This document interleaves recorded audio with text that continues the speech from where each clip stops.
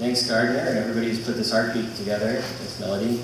I'm here to read. My name is Jason Rizos, and I am the author of a novel. I've written a number of novels. You guys don't want to miss this. You're really going to hear about this tomorrow, and it's going to really... All right. That's a work of fiction, and I'm currently working on a work of nonfiction. So what I want to read to you today is my little first chapters of this book. I'm writing a nonfiction sort of creative memoir about my experience with a video game. So this is a nonfiction book about a video game, that video game being Street Fighter II.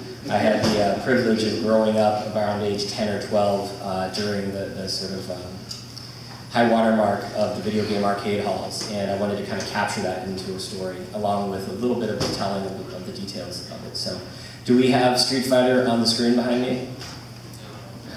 It's a PowerPoint. I would encourage our AV. Do I need to be at the computer to bring it up? Okay. Oh, okay, it's a different feed. Okay, sorry. I could have maximized it. I got my mouse clicker to advance the slides. Yeah, it's minimized if you just want to maximize it. Just click on the button that says PowerPoint. Yep. Yeah. Cool. So hopefully these slides will advance, and I'll just get underway here. Street Fighter is all 80s American machismo, more Hulk Hogan muscle-bulging headbands and testosterone than arcade hall rival Mortal Kombat, with its dark, brooding, cyber splatterpunk violence.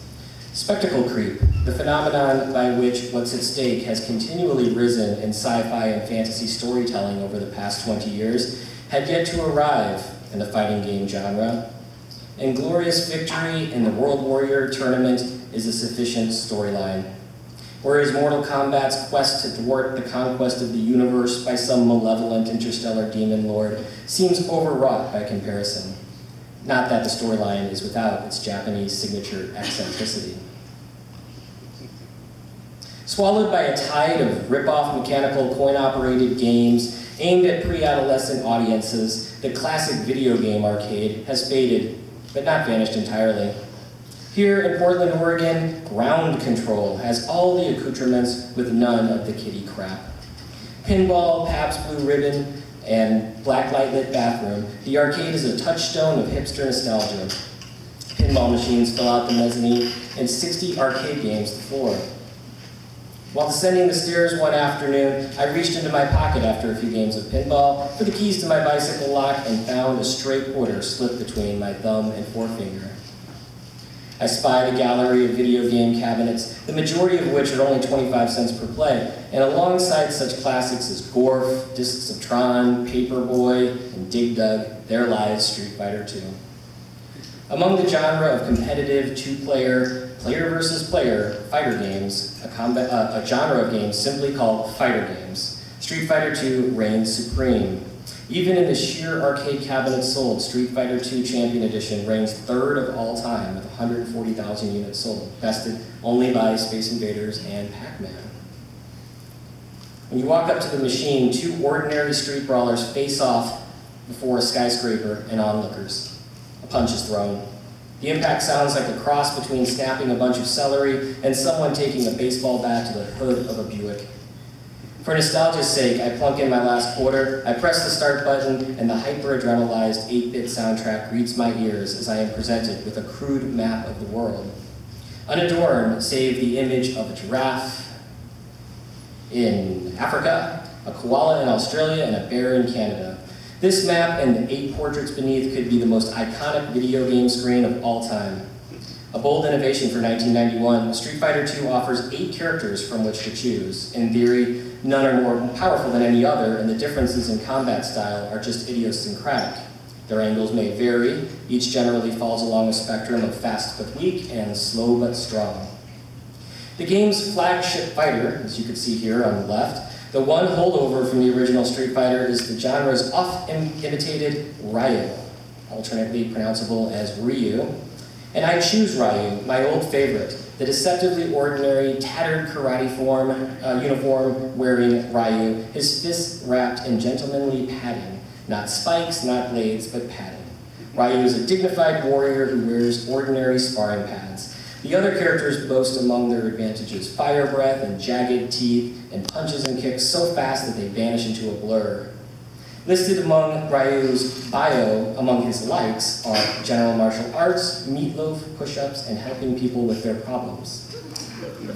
Ryu bows before each match instead of offering vulgar taunts of intimidation. Yes, good old reliable Ryu will do just fine.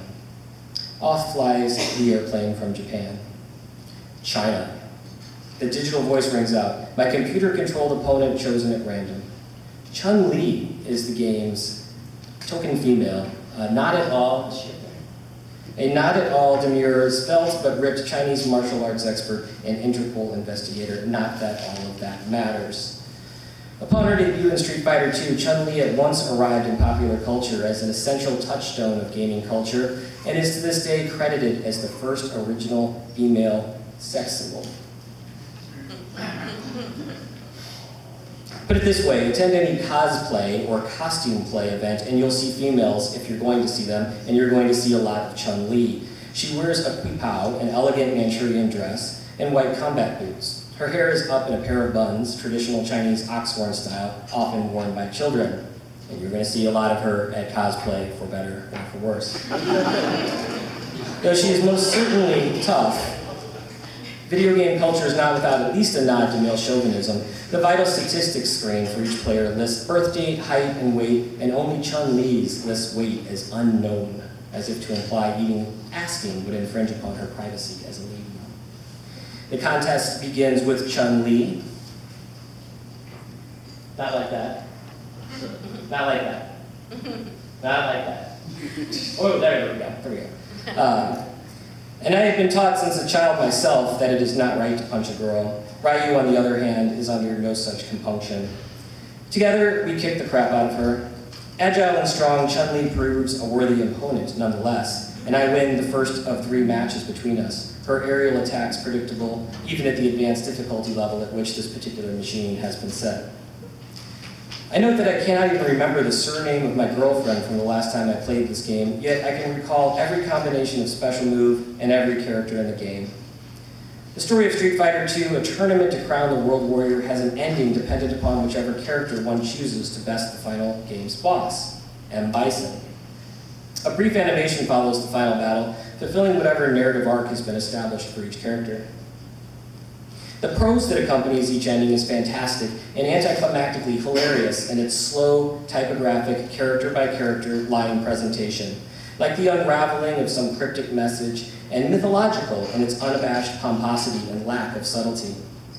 Take Ken Masters, who has left his girlfriend behind in the States to fight in the tournament. Upon landing his final KO of Bison, his girlfriend, having flown to Thailand to see the final bout, rushes the scene, blonde hair billowing, and what follows is a remarkable bit of found poetry. Ken, what are you doing here? Eliza, now held in Ken's arms, eyes closed and hand on his chest. I came here to find you so we can be together again.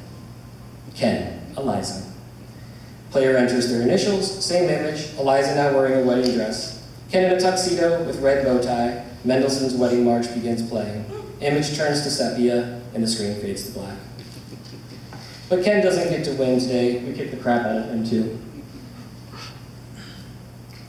I'm a Book Super Center. That's all I have for today. Thank you.